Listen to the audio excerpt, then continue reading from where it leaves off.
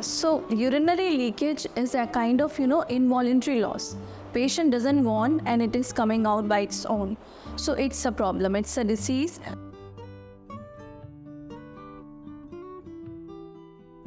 The medical term for leakage of urine is urinary incontinence.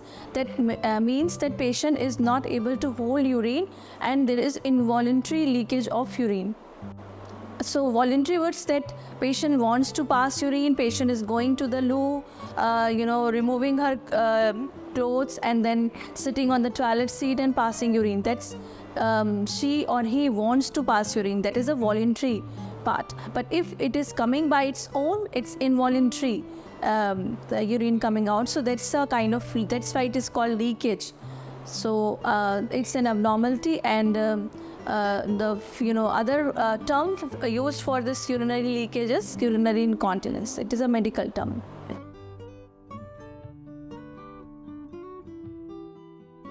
So the patient is not able to hold. That is the major symptom. Patient will say that she doesn't want, but it is coming out. So that's the broadly we can say that it's urinary incontinence.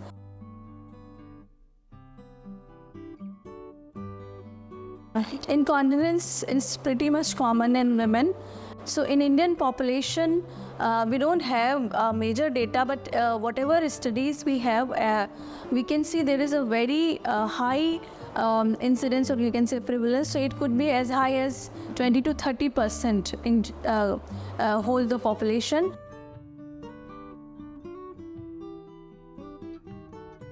Menopause means that there would be drop in hormone production.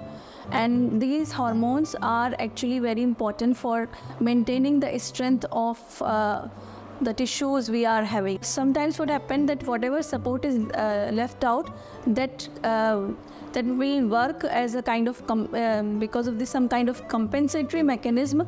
It will not reveal the incontinence, but with age, especially after menopause, once the hormone deficiency is there would be sudden decrease in the strength of these supports, and there would be sudden the incontinence will be unmasked. So that's why there could be in postmenopausal ladies there could be high in prevalence of urinary incontinence, especially the stress urinary incontinence.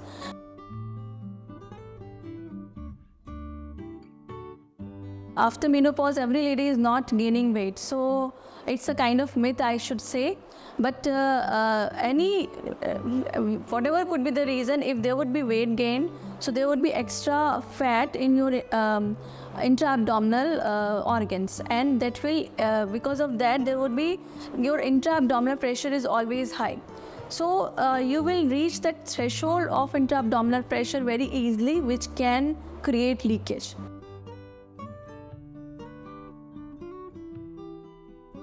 Because of the stigma associated, they will never come with the complaint that they are leaky. They will come with the associated symptoms that they are having itching at vagina, recurrent urinary tract infection, and there could be other complications.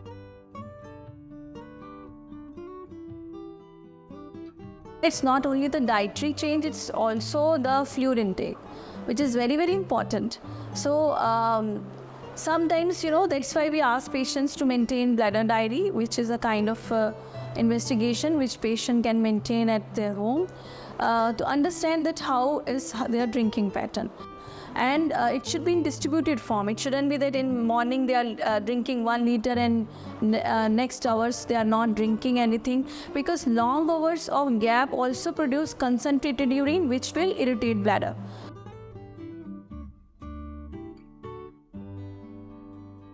So antenatal period is the best period when you can actually educate patients regarding these kinds of problems, and pelvic floor therapy or pelvic floor exercise should be introduced at that time.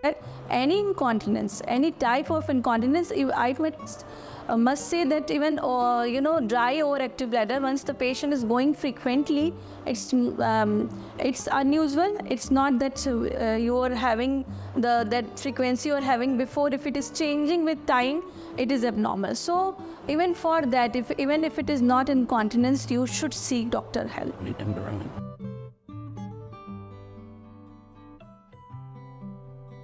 we are getting patients who are telling their stories that they started avoiding social gathering because on simple laughing they are wetting sofas of some neighbor or some friend, and it's very embarrassing.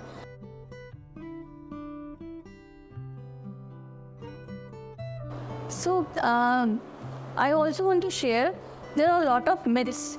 कई गलत धारणाएं हैं incontinence के लिए कि old age में तो ये हो ही जाता है. जैसे कई लेडीज़ आती हैं and if you ask then even after telling yes they are leaking their urine, they will add this sentence, ये तो एज के साथ हो ही जाता है, हर किसी को हो जाता है, इसमें क्या कर सकते हैं.